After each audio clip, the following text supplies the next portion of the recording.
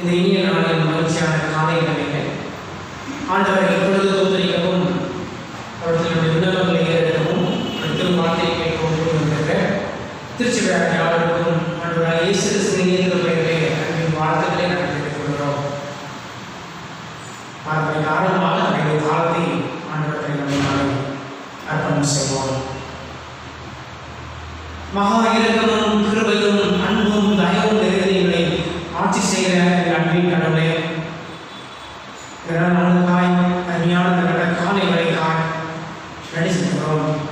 விசேஷமாக இந்த புதிய நாளிலே ஞாயிற்றுக்கிழமையிலே இந்த வழிபாட்டிலே பங்குவதற்கு உடைய பிள்ளைகளாக எங்களுக்கு வாய்ப்பளித்திருக்கிறேன். நடிச்சிருக்கிறோம் சார். வாரத்தோறும் வீரமாக நாங்கள் ஆலயத்திலே கூடி தொழுது தோத்தரிக்கவும் ஒரு ஐக்கியத்தை வலுப்படுத்திக் கொள்வோம். இந்த திருவார்த்தைகளை கேட்டு அதன் வழியாக நாங்கள் ஆவிக்குரிய மன்னாவை பெற்றுக்கொண்டு நாங்கள் ஆவிக்குரிய வாழ்க்கையில் பலப்பட முதிர்ச்சி அடைவோம், ஸ்திரப்படக்கூடியவர்களுக்கு வாய்ப்பு தந்துகிறதை சொல்கின்றோம். இந்த புதிய நாளையும் விசேஷமாக வழிபாட்டு நேரத்தில் கற்றுத் தருகிறோம். சுவாமி ஆண்டவரே, வழிபாடு முழுவதும் பிரசனாகிறது எங்களை வழிநடத்தும்படியாக இருக்கிறோம். நாங்கள் இருக்கிற ஜெபங்கள், பாடுகிற பாடல்கள், கேட்டு இருக்கிற திருவார்த்தை எல்லாவற்றையும் பண்ணுறேன் எங்களுடைய ஆத்மீக வாழ்க்கைக்கும் எங்களுடைய சரீர வாழ்க்கைக்கும் ஒரு விதமுள்ளதாக உதவி செய்கிறார். வழிபாட்டை நடக்கிற எங்களையும் பங்கு வருகிற அத்தனை பேரையும் நடத்துகிற சார். எல்லாவற்றுக்கும் மனிதனாலும் மாத்திரமே மகிமைப்பட்ட சார். வந்தது நல்லது என்று சொல்கிறார்கள். மனநிறைவோடு கடந்த செல்லுங்கள் தான் தோகு முதலில் மன்னம் எத்திற்காலத்தை ஏற்படுகிறது புறப்படுத்திக் கொள்ள மனிதர்கள் இயேசு திருநாமத்தை ஆகும். ஆமென். வழிபாட்டை தூக்கமாக நாம் யாரும் எடுத்துட்டு பாவனையிலே முதலாவது பாடல் ஆத்துமமே உன் ஆண்டவரின் திருப்பாதம் பணிந்து மீட்பு சுகம் ஜீவன் அருள் பெற்றதாலே துதித்து அல்லேலூயா என்று நினைக்கும் நித்திய நாகரை போன்று என துவக்கம் கொண்ட முதல் பாவனை நாம் பாட கேட்போம்.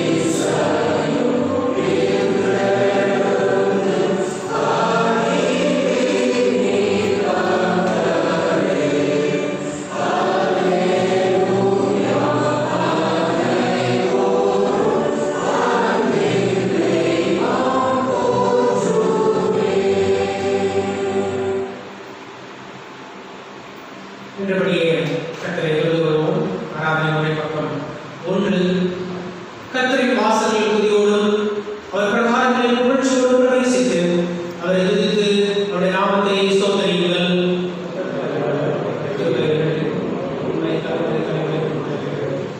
நம்மை உண்டாக்கிய கர்த்தருக்கு முன்பாக நாம் பணிந்து குனிந்து முழங்கால்படியிலே கடவுள் வாருங்கள்.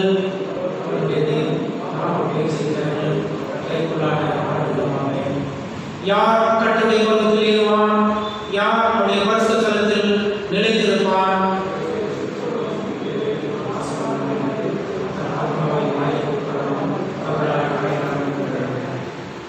அவருக்கு விரோதமான கடவுள் பண்ணி அவர் தீர்க்கதரிசிகளாகிய தம்முடைய ஊழியக்காரரை கொண்டு நமக்கு முன்பாக வைத்து அவருடைய நியாயப்பிரமாணப்படி நடக்கிறதற்காக நாம் அவருடைய வசனத்துக்கு செய்வதாக போனோம்.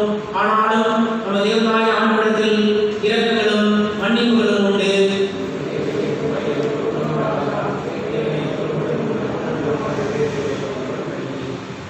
வருத்தப்பட்டு வாரம் சோதரர்களே, நீங்கள் எல்லாரும் என்னிடத்தில் வாருங்கள், நான் உங்களுக்கு இளைப்பாறுதல் தருவேன்.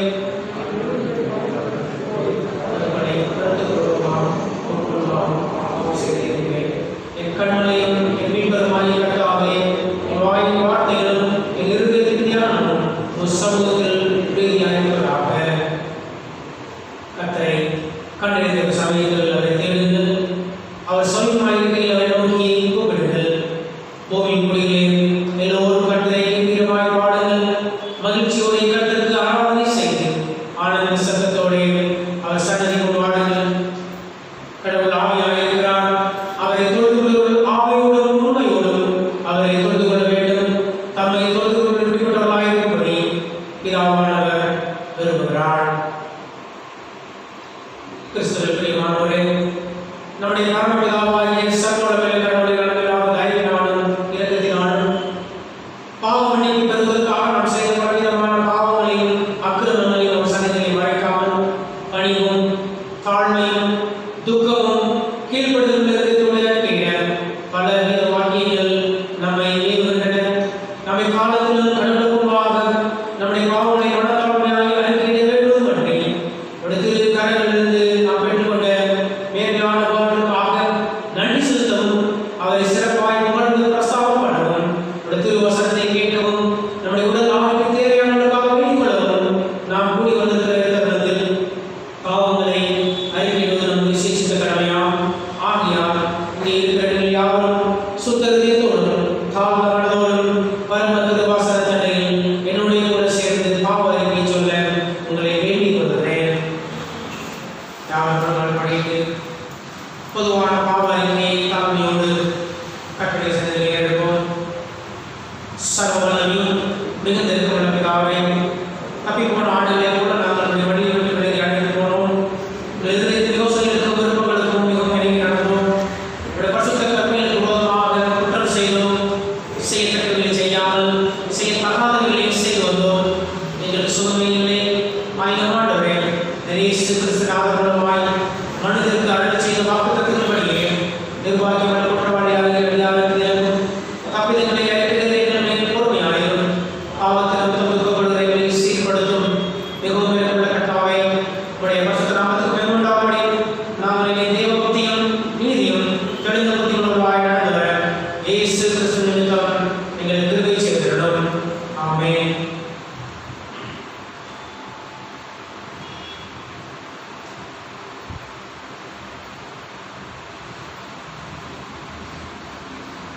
தங்கள் பாவங்களுக்காக உண்மையாக விருப்பப்பட்டு கடவுளிடம் மனம் விரும்பி அவருடைய ஆவியின் சகாயத்தால் தங்கள் வழிகளை சீர்திருத்த பிரயாசப்படுகிறவர்களை குறித்து திருமறை சொல்லுகின்ற அருகணைந்த முறைகளை கேளுங்கள். துன்மார்க்கத்த வழியையும் அக்கிரமக்காரன நினைவுகளை விட்டு கத்தரிடத்தில் திரும்ப கடவும் அவர் அவர்களை மனம் விரும்புவார். நம்முடைய கடவுளத்திற்கு திரும்ப கடவும் அவர் மன்னிக்கிறவருக்கு தயப்படுத்திருக்கிறார். கடவுள் அவனை உரையிற்காரமான விசுவாசிக்கிறவனையோ அவன் கெட்டு போகாமல் நித்திய ஜீவனை அடைபடுத்தி அவரை தந்தவழி இவ்வளவாய் உலகத்தில் அன்பு கொடுத்தார். நம்முடைய பாவங்களை நாம் அறிக்கையிட்டால் பாவங்களை நமக்கு மன்னித்து எல்லா அநியாயத்தையும் நீக்கி நம்மை சுத்திகரித்தவருக்கு அவர் உண்மையும் நீதி உள்ளவராக இருக்கிறார்.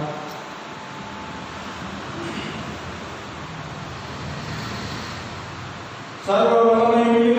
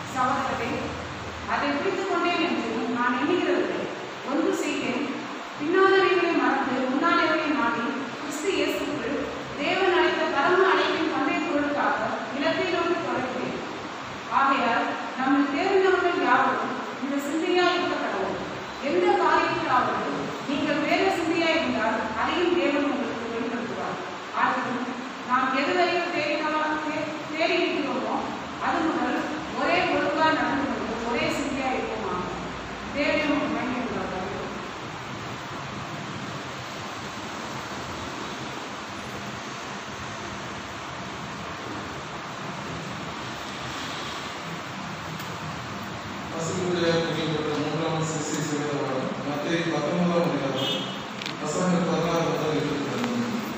மத்தேயு 19ஆம் அதிகாரம் வசனங்கள் 16 முதல் 22.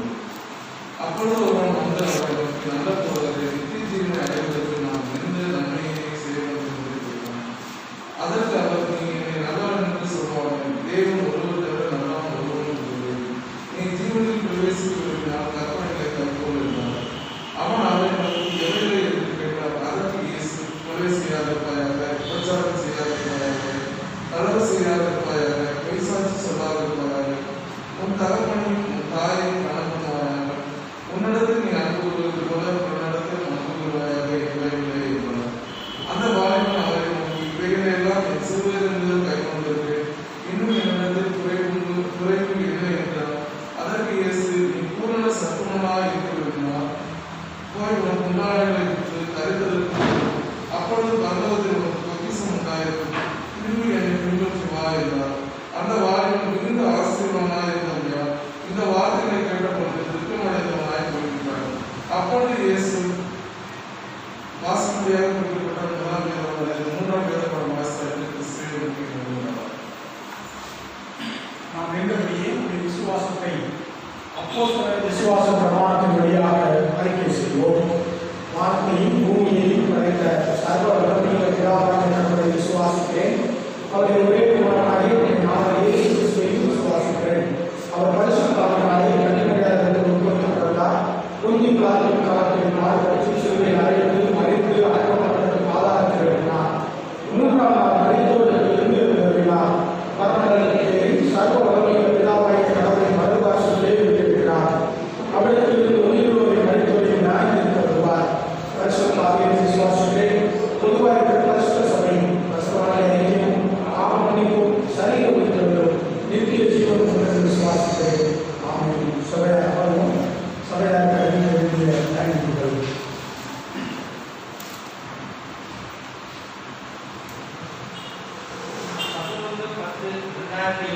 ஞாயிற்றுக்கிழமை அன்று காணிக்கை கை காணிக்கை மூலம் அளவு 3480 ரூபாய். சோதர காணிக்கை மூலம் அளவு 32,200 ரூபாய். ஏகப்புறம் அளவு 500 ரூபாய். மொத்த காணிக்கை 36,120 ரூபாய். சோதர காணிக்கை செலுத்தியவர்கள் மிஸ்ஸஸ் ஞானதாஸ் 500 ரூபாய், மிஸ்ஸஸ் ஞான கந்தப்பா 10,000 ரூபாய், மிஸ்ஸஸ் பெனிஷா ரத்னராஜா 500 ரூபாய், மிஸ்ஸஸ் செலஸ் சகாயர் 21,200 ரூபாய். 16/10/2020 வெள்ளிக்கிழமை அன்று நான்கு 220 ரூபாய். வரும் வெள்ளிக்கிழமை மாலை 6:30 மணிக்கு மாலை வழிபாடு நடைபெறும். நம்முடைய திருச்சபைகளுடைய அறிவிப்பு பட்டியை நவம்பர் மாதத்திலே முதல் வாரத்திலே அல்லது 2வது ஞாயிற்றுக்கிழமை நாம் அனுசரிக்கலாம் என்று ஆயத்தமாகி வருகிறோம். ஆகவே திருச்சபை மக்கள் இதற்கென்று நீங்கள் ஆயத்தமானபடி உங்களை அன்போடு கேட்டுக்கொள்கிறோம். இந்த அறிவிப்பு பண்டிகைக்காக நம்முடைய திருச்சபைகளுடைய இடங்களையும் வாழ்வதற்கும் ஞாயிற்றுக்கிழமை இருக்கின்ற அந்த ஸ்டால் வைக்கின்ற முயற்சிகளிலே நீங்களும் அவர்களை உற்சாகப்படுத்தும்படி அன்போடு கேட்டுக்கொள்கிறோம். கடந்த வாரத்திலே நம்முடைய ஞாயிறு பணியில் எடுத்த அதிக முயற்சிகளுக்காக நான் அதிகமாக அவர்களை வாழ்த்துகிறேன், நன்றி செலுத்துகிறேன். இந்த வாரத்திலும் கூட நம்முடைய பாலகிருஷ்ணய்யா அவருடைய குடும்பத்தாரிடமிருந்து பெட்ஷீட் வழக்கமாக திருப்பூரிலிருந்து வரக்கூடிய விஷயங்கள் வந்திருக்கிறது. பெட்ஷீட் மற்ற பில்லோ கவர்ஸ் பெட்ஷீட் இந்த மாதிரி துணி வகைகள் வந்திருக்கிறது. ஆகவே நீங்கள் போகும்போது அதையும் வாங்கி செல்லும்படி உங்களை அன்போடு கேட்டுக்கொள்கிறோம். அது மாத்திரம் இல்லாமல் நான்சி பாக்கியம் அம்மா அவருடைய மகன் வைத்திருக்கிற எஸ்டேட் பகுதிகளுக்கு விலகு கொண்டு வந்திருக்கிறாங்க. ஆகவே அதையுமே நீங்கள் வாங்கி பயன்படுத்திக் கொள்ளுமாறு உங்களை அன்போடு கூட கேட்டுக்கொள்கிறோம். இன்று வாலிபர் ஞாயிறு நம் திருச்சபையின் வாலிப ஆண்கள் பிள்ளைகளை வளர்க்கிறோம். அவர்களுக்காக திருச்சபையாக ஜெபிக்க வேண்டியது நம்முடைய கடமையாக இருக்கிறது. அருமை பிள்ளைகளுக்காக நாம் ஜெபிப்போம். நல்ல ஒரு எதிர்காலத்திற்காக ஆண்டவர் அவர்களுக்கு தர வேண்டும், அவர்களை வழிநடத்த வேண்டும். சரியான குடும்ப வாழ்க்கை அருமை பிள்ளைகளுக்கு அமைய வேண்டும். குடும்ப வாழ்க்கையிலே ஆண்டவர் தொடர்ந்து வழிகாட்டுதலை அவர்களுக்கு தர வேண்டும் என்று நாம் தொடர்ந்து ஜெபிக்கும்படியாக உங்களை அன்போடு நான் கேட்டுக்கொள்கிறேன். இந்த வாரத்தில் கூட சத்தீஸ்கர் மாநிலத்திற்காகவும் நமது பேராயத்தில் உள்ள நிலக்கோட்டை ஆய்வகத்திற்காக ஐயாவுக்காகவும் அதில் ஆயராக பணியாற்றுகின்ற ரெவரண்ட் எஸ். வேதமுத்து ஐயாவுக்காகவும் ஜெபிக்கும்படியும், அதோடு கூட நம்முடைய பேராயத்தினுடைய கிறிஸ்துவ கல்வித்துறைக்காகவும் அதனுடைய இயக்குனர் அருள்திரு பீட்டர் ஜோசப் ஐயாவுக்காக ஜெபிக்கும்படியாக கேட்டுக்கொள்ளப்பட்டிருக்கிறோம். ஆகவே இந்த ஜெபக்குறிப்புகளை நினைவில் வைத்து ஜெபிக்க உங்களை அன்போடு நான் கேட்டுக்கொள்கிறேன். நம்முடைய ஆல்டர் பின்புறம் உள்ள கண்ணாடி, இந்த கண்ணாடி இது கொஞ்சம் பழுதடைந்திருக்கிறது. நிறைய இடங்களில் விரிசல் இருக்கிறதுனால மழை நேரங்களிலே, மழை காலங்களிலே மழை தண்ணி உள்ள வர ஆரம்பிச்சிருச்சு. அது மட்டும் இல்லாமல் இந்த ஆல்டருடைய கீழ்ப்பகுதியிலிருந்தும் தண்ணி வேகமாக வெளியே வர ஆரம்பிச்சிருக்கு. அதனால் இதையெல்லாம் பழுது பார்க்க வேண்டிய ஒரு கட்டாயத்திலே நாம் இருக்கிறோம். வெகு சீக்கிரத்திலே மழைக்காலம் தொடங்கும். நவம்பர் முதல் வாரம் 2ஆம் வாரத்தில் துவங்கும் என்று சொல்லியிருக்கிறார்கள். அப்படிங்கும்போது இன்னும் கஷ்டம் அதிகமாகும். ஆகவே நினைவில் இருப்பதற்காக ஜெபியுங்கள். கடவுள் உங்கள் கைகளில் இடப்படுத்த வேண்டும், நன்மையாக இடப்பட வேண்டும் என்று நாங்களும் ஜெபிக்கிறோம். ஆகவே இந்த தேவையிலும் நீங்கள் பங்கெடுக்க உங்களை அன்போடு அழைக்கிறோம். ஏன்னா சீக்கிரமே கிறிஸ்துமஸ் வரும்போது கிறிஸ்துமஸ் ஒட்டி இருக்கக்கூடிய அநேக தேவைகள் இருக்கிறது. ஆகவே இதற்காகவும் நீங்கள் ஜெபியுங்கள், நினைவில் வைத்துக் கொள்ளுங்கள். ஆண்டவர் இந்த தேவைகளை சந்திக்க வேண்டும் என்று சொல்லி, அதோடு மாத்திரமல்லாமல் நாளைய தினத்திலே ஆயர்களுக்காக ஒரு கூடுகை ஆயத்தம் செய்யப்பட்டிருக்கிறது. நாங்கள் எதிர்பார்த்து கொண்டிருக்கிறோம். திருவிழு கொடுப்பதற்கான வழிமுறைகள் ஒருவேளை அந்த கூடுகையிலே பேசப்படலாம். ஆகவே தொடர்ந்து நீங்கள் ஜெபியுங்கள். அரசு திருவிழு கொடுப்பதற்கான அனுமதி அளிக்க வேண்டும். அதற்கான வரைமுறைகள் கொடுக்கப்பட்டால் நலமாக இருக்கும். நீங்கள் தொடர்ந்து இதற்காக ஜெபிக்கும்படி உங்களை அன்போடு நான் கேட்டுக்கொள்கிறேன்.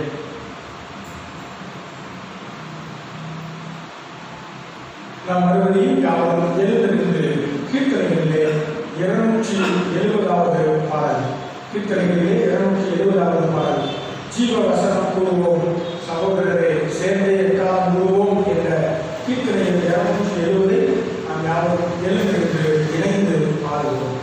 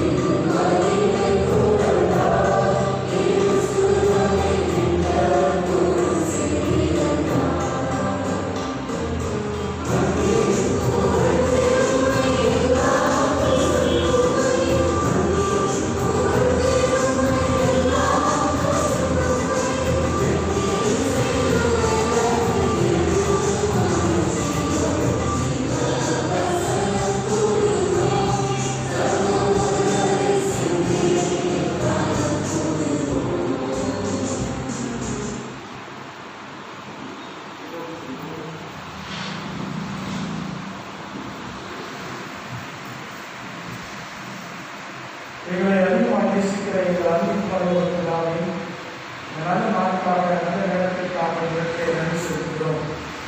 ஆண்டவரே, வார்த்தைகள் எங்களோடு பேசவும் திறந்த மனதோடு அதை எதிர்கொள்கிறவர்களாக, அதை ஏற்றுக்கொள்கிறவர்களாக, அதன்படி செயல்படுகிறவர்களாக நாங்கள் இருக்க எங்களுக்கு ஒரு செய்வோம். நம்முடைய கருத்திலே நீர் கொடுக்கிறோம். அங்கே நாங்கள் இயேசு கிறிஸ்து வழியாக எடுத்துக்கொள்கிறோம். ஆமென். ஆண்டவராகிய இயேசு கிறிஸ்துவின் இனிய பெயராலே ஒவ்வொருவரையும் நான் வாழ்த்துகிறேன். இந்த ஞாயிறை புனித திருச்சபை இளையோர் ஞாயிறாக, வாலிபர் ஞாயிறாக அனுசரிக்கிறது. ஆகவேதான் இன்றைக்கு கொடுக்கப்பட்டிருக்கக்கூடிய தலைப்பு கூட யூத் ஸ்பிரிச்சுவாலிட்டி இன் கான்டெக்சுவல் வேர்ல்ட் என்று கொடுத்திருக்கிறார். அதாவது தற்கால உலகில் இளையோரின் ஆன்மீகம் எப்படி இருக்க வேண்டும் என்பதை குறித்து தியானிப்பதற்காக நமக்கு 3 திருமறை பகுதிகளும் கொடுக்கப்பட்டிருக்கிறது. இன்னைக்கு இருக்கக்கூடிய வாலிப பிள்ளைகள் எப்படி இருக்கிறார்கள் அப்படின்னு கேட்டோம்னா நம்ம நிறைய பேர் என்ன பதில் சொல்லுவோம். நிறைய விதமான பதில்கள் நம்ம கையிலே இருக்கிறது. குறிப்பாக இன்னைக்கு இருக்கிறவங்களா சரியா இல்லை அப்படிங்கிறத பெரியவங்க எல்லாருமே என்ன சொல்லுவோம். ஏன்னா இப்போ சர்ச்சைக்கு வரும்போதுலேயே யோசிச்சு பாருங்க, பைபிள் எடுப்பவங்க எடுத்துக்கிறத அரசுக்கிறத எடுக்கிற மொபைல் எடுத்து சொல்கிறாங்க.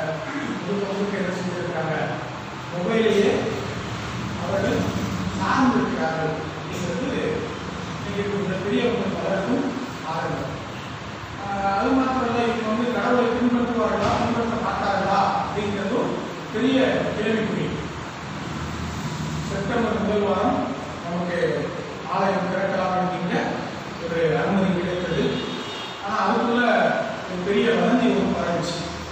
65 வயசுக்கு மேற்பட்டவங்க சர்ச்சுக்கு வந்தால் சர்ச்சுக்கு அபராதம், 10 வயசுக்கு கீழே பிள்ளைங்க வந்தால் அபராதம் அப்படின்னு ஒரு வதந்தி வந்து பரவாயில்ல. தொழுகை நடத்துவதற்கு தடை இருக்கின்ற நேரத்தில் 2 கவுன்சிலாக ஒரு 100 பேராக சேர்த்து நடத்தலாம். ஒரு கவுன்சிலுக்கு 50 பேர் 22 பேர் சேர்த்து நடத்தலாம்னு சொல்லி திட்டமிட்டு அதை செய்து வருவோம். அப்படி செல்லும் போது அங்கே இருக்கக்கூடிய பிள்ளைங்க ஒரு ஆப்ஷன் வழக்கமாக என்ன செய்வோம், நம்ம கேள்வி கொடுத்து பிள்ளைங்களை பதில் எழுத சொல்லுவோம். இந்த முறை மாற்றி ஒன்று சொன்னோம். என்னன்னா, நாங்கள் வந்து பதில் சொல்கிறோம், நீங்கள் கேள்விகளை எழுதுவாங்கன்னு சொன்னோம். தலைப்பு என்னை பின்பற்றி வா அப்படின்னு சொன்ன இயேசு கிறிஸ்துவினுடைய வார்த்தை. அவ்வளோதான், என்னை பின்பற்ற வேண்டும், இயேசுவை பின்பற்ற வேண்டும், இதுதான் ஐயப்படும். இதுக்கு இருக்கக்கூடிய தடங்கல்கள் என்னங்கிறத நீங்கள் கேள்வியை எழுதிக்குவாங்கன்னு சொன்னோம். அத்தனை பிள்ளைகளும் திருமறை சார்ந்து திருமறையை இன்னைக்கு இருக்கக்கூடிய உலகத்தோடு நான் எப்படி பொருத்துவது அப்படிங்கிறதா அவங்க கேட்ட கேள்வி. பைபிளில் வந்து பரிசுத்தமாக இருக்கணும்னு சொல்லியிருக்கு, இல்லைன்னு சொல்லலை. ஆனால் இன்னைக்கு இருக்கக்கூடிய உலகம் எப்படி இருக்குது, என்ன பரிசுத்தமாக இருக்கிறதுக்கு வாய்ப்பில்லாத ஒரு உலகத்திலே நான் இருக்கிறேன். நான் எப்படி இதை வந்து மேற்கொள்ள முடியும்? இன்னைக்கு ஃபேஸ்புக் இருக்கு, ட்விட்டர் இருக்கு, இந்த மாதிரி ஏகப்பட்ட விஷயங்கள் இருக்குது. இந்த சமூக வலைதளங்கள் எல்லாம் எனக்கு ஒரு எதிரான மனநிலைக்காக உருவாக்கி தந்து கொண்டிருக்கிறது. நான் எப்படி கடவுளை பின்பற்றுவது? திருமறையில் சொல்லி இருக்கிறது எல்லாத்தையும் அப்படியே பின்பற்றி விட முடியுமா? இதெல்லாம் பிள்ளைங்க வைக்கக்கூடிய கேள்வி. இப்படி பல கேள்விகள் அவர்கள் வாழ்வை சுற்றி எழுப்பி வருது. அடுத்தவங்களை நேசிக்கணும்னு சொல்லுவீங்க, அப்போ நான் லவ் பண்ணுறது சரியா தப்பா? இதுவும் ஒரு கேள்வி. பாருங்க, இந்த பிள்ளைங்க எல்லா விதத்திலும் திருமலையை மையம் கொண்டு யோசிக்கிறார்கள். அப்போ என்ன யோசிக்க வேண்டியிருக்கிறது? இந்த தற்கால உலகத்திலே அவர்களுக்கான பதில் கொடுக்கப்படவில்லை.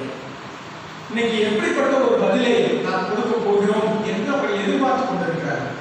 அப்போ அவங்க என்கிட்ட கேட்டது என்னன்னா, ஒன்று எஸ்ன்னு சொல்லி நோ சொல்லுங்க. ஸோ நோன்னு பதில் சொல்லிட்டோம்னா அவங்க எஸ்கேப் ஆகிடுவாங்க. இப்போ இருக்கக்கூடிய சூழல் தான். இப்போ அவங்க தக்க வைக்கவும் வேண்டும். அவனுக்கு நோன்னு பதில் சொல்லிடக்கூடாது, எஸ்ன்னு பதில் சொல்லிட முடியாது. அப்போ பல விதமான சிக்கல்களுக்குள்ளாக இந்த திருப்பணி என்ன செய்ய வேண்டியிருக்கிறது? நாங்கள் சேலஞ்சஸ், எங்களுக்கு ஒரு மிகப்பெரிய அடைவு இன்னைக்கு இருக்கக்கூடிய இளையவர்களை தக்க வைப்பது. அப்போ அந்த நேரத்தில் தான் இந்த பகுதி 3 பகுதியும் ஒரு ஒரு நல்ல ஒரு வழிகாட்டுதலை கொடுக்கக்கூடிய ஒரு பகுதி என்று நான் நினைக்கிறேன். ஸ்பிரிச்சுவாலிட்டி ஆஃப் யூத் அப்படின்னு பேசும்போது நீங்கள் ஆன்மீகம் என்று மொழிபெயர்த்து என்னுடைய ஸ்பிரிச்சுவாலிட்டி அப்படின்னு நான் பேசும்போது எதுவாக இருக்க முடியும்? என்னுடைய கொள்கை சார்ந்ததாக அல்லது எனக்கு பிடித்த ஒரு கருத்து, அதை தான் நான் என்ன செய்வேன்? பின்பற்றுவேன். இப்போ எனக்கு பிடித்த ஒரு கொள்கையாக கடவுள் இருக்க முடியுமா? எனக்கு பிடித்த ஒரு கான்செப்டாக கடவுள் இருக்க முடியுமா? அப்படி இருந்தால் தான் என்னால் என்ன செய்ய முடியும்? கடவுளை பின்பற்ற முடியும். அப்போ இன்றைக்கு இருக்கக்கூடிய இளைஞர்கள் கடவுளை பின்பற்றுவதிலே எந்த தயக்கமும் அவர்கள் காட்டவில்லை, பின்பற்றுகிறார்கள். ஆனால் அவர்கள் கடவுளை உடையவர்களாக இருக்கிறார்களா? அதுதான் இன்னைக்கு நமக்கு கேள்வி.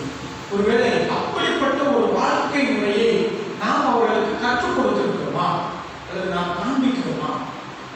அந்த கேள்வியில் எனக்கு சொல்லிக் கொடுக்குற ஒருத்தரே அதை ஃபாலோ பண்ணனா நான் என்ன செய்வது? அவங்க கேட்ட கேள்வி. நேற்றைய தினத்தில் சிவகாசி பகுதியில் இந்த இளைஞர் கூறுகை நடந்தது.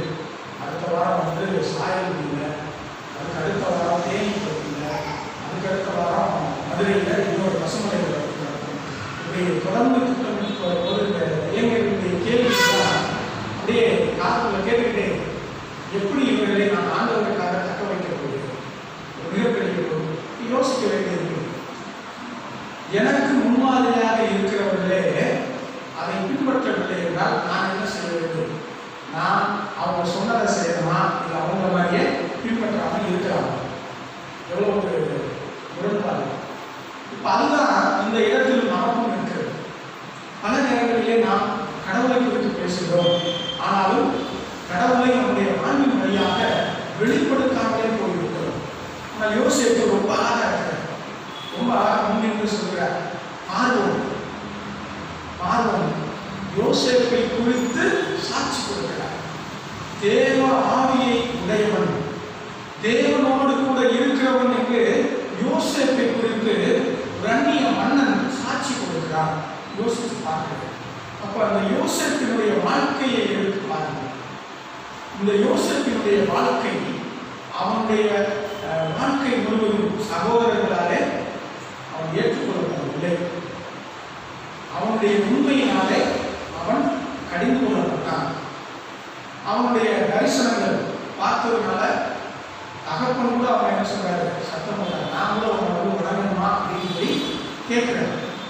விற்று போடப்பட்டார். துன்பங்களையும் துயரங்களையும் அனுபவித்தார். போத்திபார் வீட்டில் ஒரு நல்ல நிலை, ஆனாலும் அவன் என்ன செய்ய வேண்டியிருக்கிறது? ஓடி போக வேண்டியிருக்கிறது, சிறைக்கூடத்துக்கு போக வேண்டியிருக்கிறது. இது எல்லா நேரத்திலும் அவன் எங்கே இருந்தாலும் ஒரே ஒரு வசனம், கர்த்தர் யோசிப்பதே இதுதான். இந்த வசனம் நமக்கு ரொம்ப நல்லா கேட்கிறது. ஆனால் இதை மற்றவர்கள் உணர்ந்தார்களா? அதுதான் கேட்கிறது. அதுதான். அப்போ இன்னைக்கு நம்முடைய ஆன்மீகம் என்பது எப்படி இருக்க வேண்டும்? என்னோடு கூட கர்த்தர் இருக்கிறார் என்பதை மற்றவர்கள் புரிந்து கொள்ள வேண்டும். எனக்குள்ளே கடவுளின் ஆவியானவர் இருக்கிறார் என்பதை மற்றவர்கள் அறிந்து கொள்ள வேண்டும். அந்த அளவுக்கு என்னுடைய வாழ்க்கை முறை இருக்க வேண்டும். அதுதான் யோசேப்பு நமக்கு கற்றுக் கொடுக்கின்ற முதல் பாடம். கடவுள் என்னோடு இருக்கிறார் என்பதை மற்றவர்கள் புரிந்து கொள்வதற்கு ஏற்ற விதத்திலே என்னுடைய வாழ்க்கை முறை இருக்க வேண்டும். இதற்கு மேல நான் விளக்க வேண்டிய அவசியம் தேவையில்லை. ஏன்னா நமக்கு தெரியும் கடவுள் எனக்குள்ளே இருக்கிறார் என்பதை நாம் எப்படி விளக்க முடியும்? என்னுடைய அன்பினாலே, என்னுடைய விட்டுக் கொடுப்பதினாலே, என்னுடைய மன்னிப்பதினாலே இது போன்ற கடவுளின் பண்புகளை நான் வெளிக்காட்டுவதன் வழியாக மற்றவர்களுக்கு அதை விளக்க முடியும். இரண்டாவதாக இந்த முதலில் இருப்பது நான் கடவுளோடு கூட இருக்கக்கூடிய ஆன்மீகம், ஸ்பிரிச்சுவாலிட்டி வித் காட் அப்படின்னு சொல்றேன். கடவுளோடு கூட இருக்கக்கூடிய ஆன்மீகம். இரண்டாவது பவுலடிகளார் ரொம்ப அழகாக அவர் பேசுறார். நீங்க இருக்கக்கூடிய யூத் நிறைய பேர் இந்த மாதிரி ஒரு சேலஞ்ச் கொடுத்தோம்னா, ஏன் அவங்ககிட்ட இல்லாத என்கிட்ட இல்லை, அவங்ககிட்ட இருக்கிறது என்கிட்ட இல்லை சொல்லுவோம் அப்படின்னு சொல்லி நிறையா பேசுவோம். அதை மாதிரி பவுலடிகளாரும் என்ன சொல்லுறாங்க? நானும் பெருமை பாராட்ட முடியும். ஏன்னா நான் 8ஆம் நாளிலே திருத்த சேதம் அதிபதி பரிசேயன். அப்போ அவர் என்ன சொல்ல வர்றார் அப்படின்னா, நான் இந்த யூத மார்க்கம் என்று சொல்லக்கூடிய இந்த மதத்தின்படி என் மேல என்ன செய்ய முடியாது, எந்த குற்றமும் சாட்ட முடியாது. ஆனாலும் இவை எல்லாவற்றையும் நான் கிறிஸ்து இயேசுவுக்காக என்ன நினைச்சேன், நஷ்டம் என்று எண்ணினேன், குப்பை என்று எண்ணினேன். உண்மையில யோசித்து பார்க்கிறேன். கமாலியல் கீழே பாலக்கடையில் இருக்காது படிப்பது. கமாலியல் என்பவர் சகரின் சங்கத்தினுடைய இளவரசர். அந்த பட்டம், அந்த கமாலியல் கொடுக்கக்கூடிய பட்டம் பிரின்ஸ் அப்படின்னு சொல்றாங்க. அந்த சகரின் சங்கத்தில் அவர் சொல்ற வார்த்தையை யாருமே என்ன செய்ய முடியாது, மீற முடியாது. ஏன்னா அவர் தான் என்ன பண்றாரு, அப்போ சில அதிகாரத்தை எதிர்த்து பேசும்போது, சகோதரரே நாம் கடவுளோடு என்ன செய்ய முடியாது, யுத்தம் செய்ய முடியாது. ஒருவேளை இந்த மார்க்கம், அப்போ கிறிஸ்தவர்கள் ஒரு சிறு கூட்டம் என்று வருகிறது, இந்த மார்க்கம் கடவுளால் வருகிறது என்றால் நீங்க என்ன செய்ய முடியாது, இதை எதிர்க்க முடியாது. ஒருவேளை இந்த கடவுளிடத்திலிருந்து வரவில்லை என்றால் தானாகவே அறிந்து விடும் என்று அவர் சொல்கிறார். அப்படிப்பட்ட கமாலியலின் கீழாக அமர்ந்து பாதவழியை படித்தவர் தான் பவுல் இருக்கிறார். அப்போ சனகரின் சங்கத்தில் அவருக்கு என்ன இருக்கு, பெரிய பொறுப்பு இருக்கு. சனகரின் சங்கத்திற்கு வரக்கூடிய ஒரு பெரிய பொறுப்பு அவருக்கு இருக்கிறது. அது மட்டும் இல்லை, வாய்ப்பு இருக்கிறது.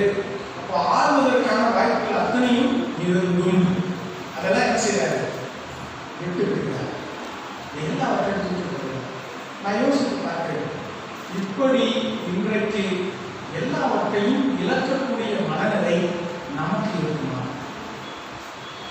நம்மால் முடியுமா?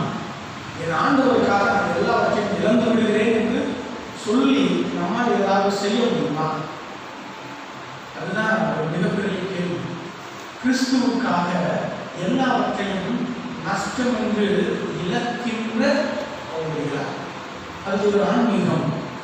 கிறிஸ்துவுக்காக இழக்கின்ற ஒரு ஆன்மீகம், கிறிஸ்துவுக்காக இழப்பை ஏற்றுக்கொள்கின்ற ஒரு ஆன்மீகம். அந்த ஆன்மீகத்தை நாம் வைத்திருக்கிறோமா? ஏன்னா இன்னைக்கு இருக்கக்கூடிய சூழ்நிலையில அது ஒரு மிகப்பெரிய கேள்வி. ரொம்ப அழகா இருக்கு. உன்னுடைய நாமத்தின் நிமித்தமாக நாங்கள் எல்லாவற்றையும் விட்டுவிட்டு வந்தோமே அப்படின்னு சொல்லி பேதுரு சொன்ன உடனே ஆண்டவர் சொல்றார், என் நிமித்தமாகவோ தேவனுடைய ராஜ்யத்தின் நிமித்தமாகவோ தன் மனைவியாவது தன் பிள்ளைகளையாவது தன் நிலங்களையாவது பெற்றோரையாவது இழந்தவன் அதிகமாக பிள்ளைகளை பெற்றுக் கொள்வது மட்டுமல்லாமல், அதுக்கு எப்படி சொல்வது, பூரத்தனையாக பெற்றுக் கொள்வது மட்டுமல்லாமல் மறுமையிலே நித்திய ஜீவனையும் பெற்றுக் கொள்வான் என்று சொல்றார். அப்ப எல்லாருமே அதெல்லாம் படிச்சுக்கிறாங்க. இயேசுவை ஃபாலோ பண்ணா இம்மையிலே என்ன கிடைக்கும், 100 தனையாக பலன் கிடைக்கும். 100 தனையாக என்ன கிடைக்கும், பலன் கிடைக்கும். இதுதான் நமக்கு. ஆனா அதுக்கு முன்னாடி இழந்தோம் அப்படிங்கிற விஷயத்தை யாருமே என்ன செய்யல, தெரியாது. நான் தான் நேற்று கேட்டேன், 100 தனியாக கிடைக்கும், அதனால கழுத்தில் போட்டு செய்யலாம் எனக்கு கல்வி கொடுத்துருங்க, எனக்கு கொடுத்தோன்னே ஆண்டவர் 100 செயின் கொடுப்பாரு, எத்தனை போகணுமான்னு கேட்டேன். 2 பவுன் சொல்லிச்சு கொடுத்துருவோம், 200 பவுன் கிடைக்கும் அப்படின்னு, 200 பவுன் கிடைக்கும் அப்படின்னு சொன்னேன். இன்னைக்கு எல்லாருமே எதிர்பார்க்கணும் அப்படித்தானே இருக்குது. நான் ஆண்டவருக்காக இங்கே பையில 100 ரூபா போடுறேன்னா என் கையில் வீட்டில் 10,000 ரூபாய் கிடைக்கும். என் ஆண்டவருக்காக 10,000, ஆண்டவருக்காக நான் 100 ரூபா கொடுத்தேன்னா எனக்கு எவ்வளோ கிடைக்கும், 10,000 ரூபாய் கிடைக்கும். ஒரு நிமிஷம் கடவுளுக்கு வேலை செய்கிறவர்களாக பிஸ்னஸ் பண்ணுறவர்களாக தான் நம்ம இருக்கிறோம். அப்போ இப்படிப்பட்ட ஒரு மாடலை காண்பிச்சுட்டு இளைஞர்கள் சரியில்லை அம்மா எப்படி சொல்ல முடியும்? பவுலடிகளா ரொம்ப அழகாக சொல்லுவோம், கிறிஸ்துவுக்காக இழக்கின்ற ஒரு தன்மை எனக்குள்ளாக உள்ளது. நான் அவருக்காக நான் விடுவேன், அவருக்காக செய்வேன். அப்ப கிறிஸ்துவுக்காக இழப்பவர்களாக நாம் நம்மை மற்றவர்கள் முன்பாக காண்பிக்க வேண்டும். காண்பிக்கணும்னா இழப்பவர்களாக இருக்க வேண்டும். மற்றவர்களுக்காக, கிறிஸ்துவுக்காக நாம் எல்லாருக்கும் இழக்கிறவர்களுக்கு ஆயத்தமாக இருக்கிறோம். அந்த ஒரு மனநிலை நமக்கு ஒரு சரியான ஆன்மீகமாக இருக்கும். 3வது, இன்னைக்கு இருக்கக்கூடிய ஒரு நல்ல சமூகத்தினுடைய எதிர்பார்ப்பு, இந்த ஆன்மீகத்தை ஏற்க மறுக்கின்ற வாலிபர்கள். நான் பெங்களூருக்கு வேலைக்கு போனேன். எஸ்சிஎம்ல போய் நான் ஜாயின் பண்ணும்போது என்னுடைய சம்பளம் வந்து 4050 ரூபா போய் நான் சேர்ந்து 2008. அப்போது நான் போகிற சர்ச்சில் இருக்கக்கூடிய பசங்க கிட்ட பேசுகிறேன். 8 வயது இருப்பவர்கள் என் நண்பர்கள் வந்து சேர்ந்துருக்கோம்னா இங்கே 4000 ரூபா கொடுப்போம் அப்படின்னு அவங்க சொன்னாங்க. நான் 22,000 ரூபா சம்பளத்துக்கு எய்ம் பண்ணிட்டு இருக்கேன். நீ போய் என்ன 4000 ரூபா சம்பளத்துக்கு கூப்பிடுவீங்க. இன்னைக்கு எல்லாருடைய நோக்கமும் எப்படி இருக்கிறது? இதை நோக்கி தான் போயிருக்கு.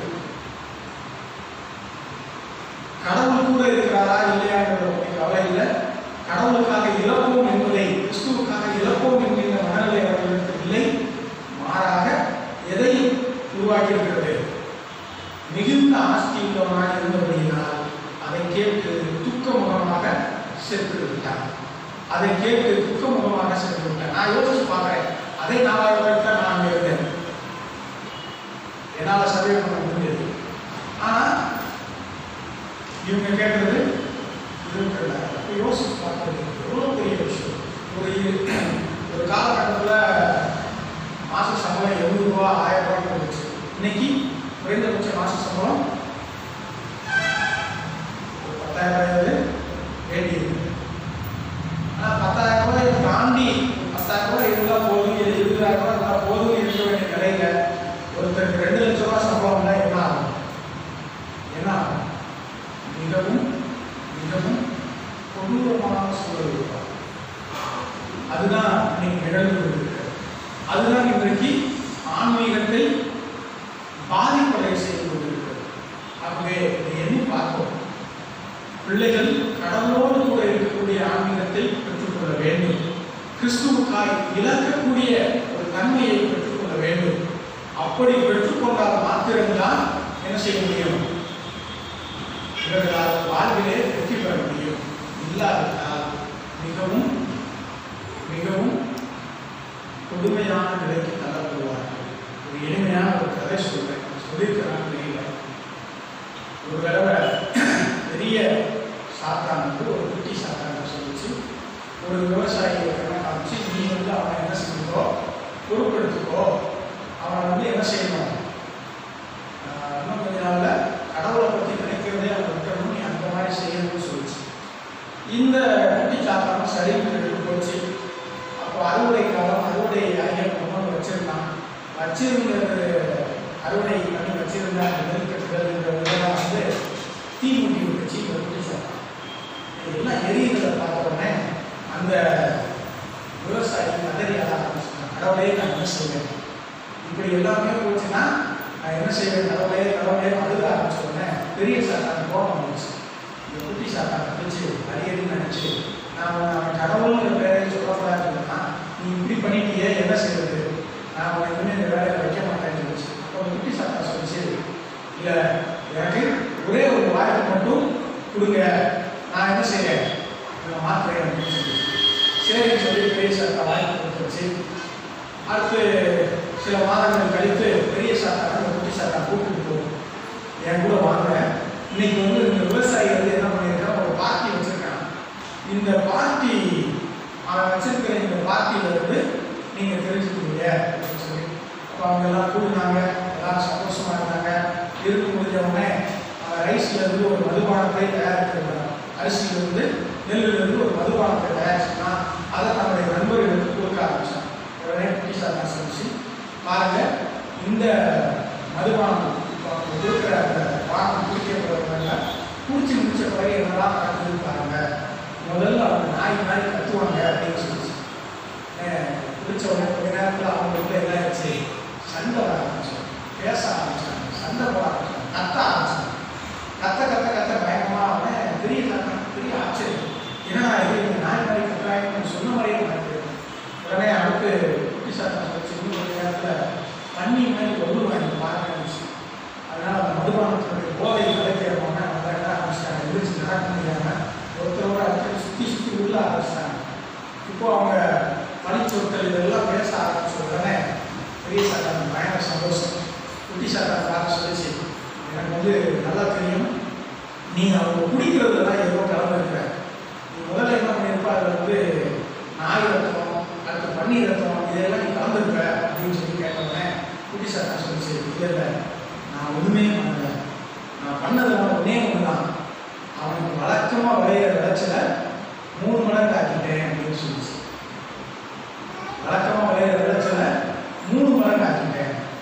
அப்போ 3 மடங்கு விளைஞ்சோடனே என்ன ஆயிடுச்சு, இந்த நிலையாதான். இப்போ அதிகமான எதிர்பார்ப்புகள், அதிகம் வேண்டும் என்கின்ற எண்ணம், பேராசை, இது எல்லாம் சேரும்போது கடவுளுக்கு எதிரான ஆன்மீகமாக நம்முடைய ஆன்மீகம் ஆகிவிடும். ஆகவே கடவுளோடு இருக்கக்கூடிய கிறிஸ்துவுக்காக இழக்கக்கூடிய ஆன்மீகத்தை நம்முடைய வாழ்விலை பின்பற்றுவோம். ஆண்டவர் நம்மை வழிநடத்துவாராக. வார்த்தைகளை ஆண்டவரே ஆசீர்வதிப்பார்.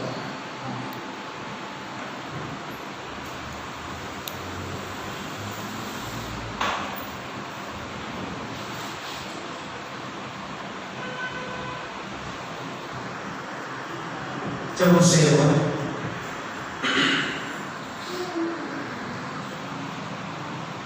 மகாபெருமையும் இரக்கமும் அனுபவம் நாமத்தை மறுபடியும் ஒரு சேவை சமூகத்தில் வருகிறோம்.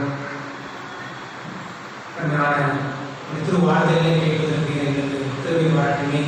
விசேஷமாக இந்த ஞாயிற்றுக்கிழமையை நாங்கள் இளைஞர் ஞாயிறாக, வாலிபர் ஞாயிறாக அனுசரிக்கும்படி நினைவு கூறும்படி எங்கள் திரும்பி சென்று சொல்லியிருக்கிறோம். விசேஷமாக கேட்ட திருவார்த்தைகள் அனைவருக்கும் உயர்ந்ததை ஒத்துக்கொள்கிறோம். சாமி யோசிப்பை போல செயல்பாட்டின் மூலமாக, செய்கை மூலமாக அனைவரையும் நாங்கள் காண்பிக்கிறவர்களாக எங்களை மாற்றும்படியாக அவர்களை மறுபடியும் கேட்கிறோம். சாமி அவளை போல கிறிஸ்துவுக்காக எல்லாவற்றையும் இழந்த போதும் அதை நாங்கள் மகிழ்ச்சியாக அவன் கருந்தது போல நாங்களும் கருதுவதற்கு கிடைத்தார். பேராசை இல்லாத ஒரு உம்மீது இருக்கிற ஆசையுள்ள வாழ்க்கையை எடுத்து ஆரம்பிச்சார்.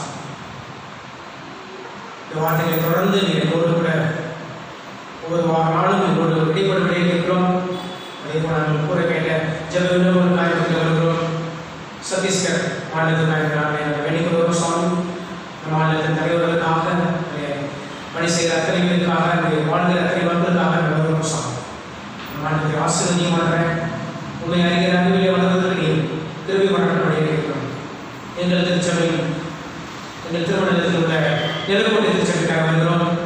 அங்கே பணி செய்கிற வேதமுத்து, இன்னும் அந்த திருச்சபையை பொறுப்பாக இருக்கிற தலைவர்களுக்காகவும் திருச்சபை மக்கள் ஒவ்வொருவருக்காக வேண்டிக்கொள்கிறோம். சாமி ஆகிய காரியங்களும் செயல்படப்பட எல்லா காரியங்களும் வளர்ந்து வருகிறது இருக்கிறதே தான். அதே போல எங்கள் திருமணத்தில் இருக்கிற கிறிஸ்டியன் எஜுகேஷன் டிபார்ட்மெண்ட்டுக்காக வருகிறோம்.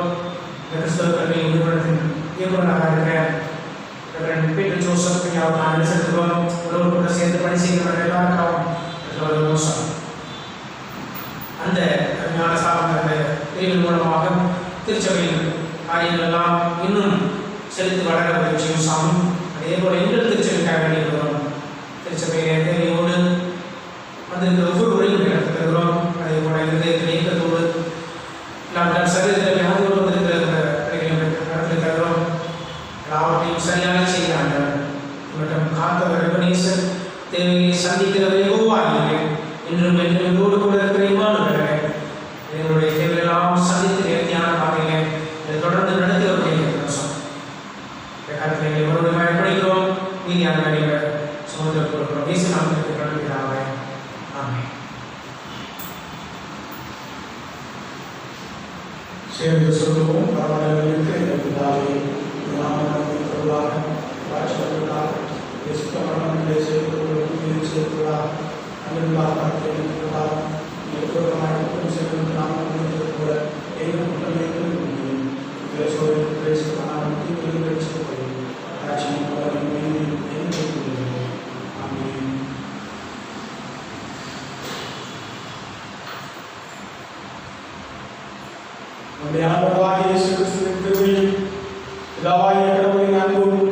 தூய ஆவியின் அந்நியனையும் ஐக்கியம் ஆசீர்வாதம் வழிநடத்துதலும் உங்களோடு ஒருவரும் என்றும் என்றும் சதா காலங்களிலும் அன்னிகளை இருப்பதாக.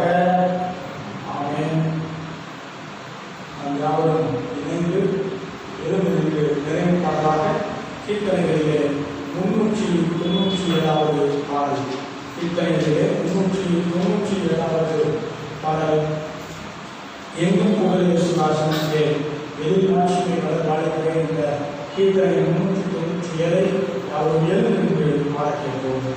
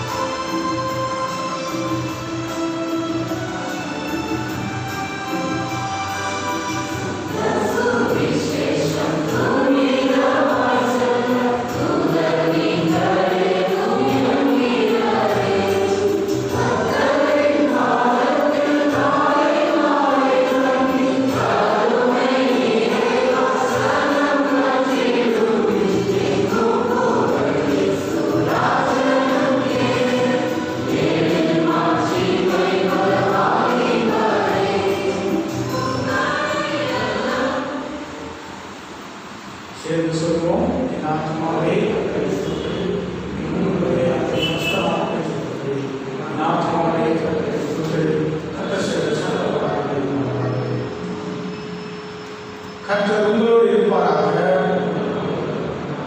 தெய்வீக சமாதானத்தோடு கடந்து